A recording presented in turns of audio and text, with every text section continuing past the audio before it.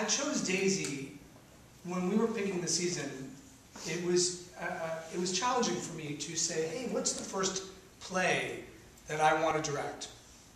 Because even though I've directed and choreographed 258 musicals, which I just figured out in my virtue of doing all these things, I've never, as my mother would say, I've never directed a play.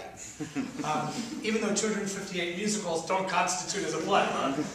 But it's the first time that I'm actually directing a play that doesn't have a big song and dance choir, and people, when they reach the penultimate moment in the scene, don't suddenly break into song. And I really sort of looked at a whole bunch of titles of things that excited me for whatever reason, as far as it being dramatically or whatever. And then I thought, well, what would be close to home?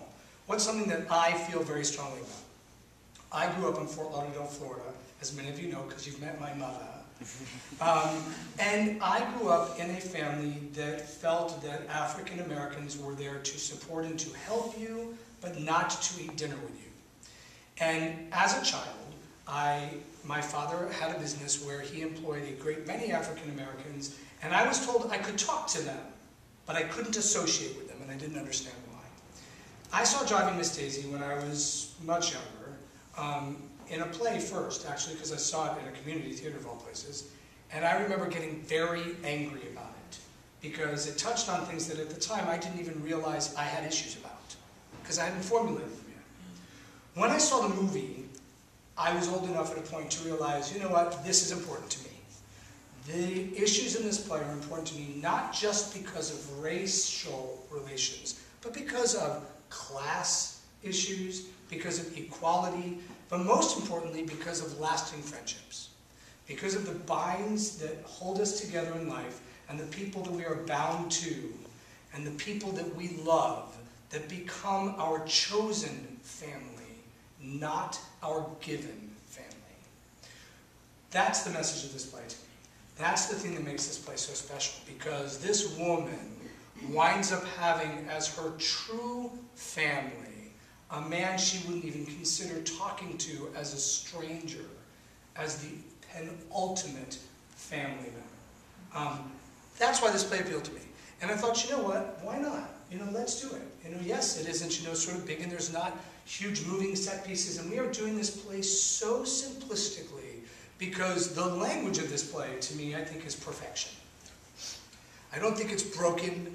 There's nothing for me to fix in this. It's sort of so outside of my standard toolbox of, oh gosh, we're going to do this with this. No, you know what? The idea is we're going to take this play and we're going to cast it fantastically, and we're going to put it on in front of our audiences in this demographic and let them reflect on life and see themselves in the relationships that these people have, and do it honestly and very simply. Honest to God, there are 4 chairs and a table.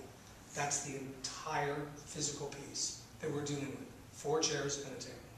The physical design of this, the actual visual to this, is more than that as far as the clouds and the windows and the things that we're doing with it.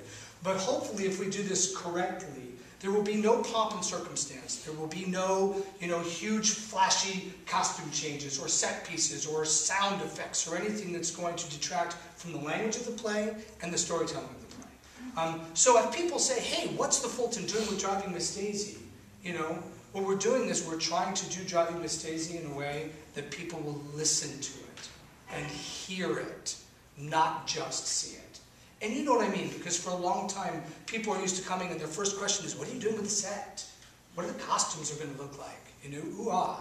You know, my most fervent goal from this is that when the water cooler discussions happen the next day, they're talking about the play, not how we did it.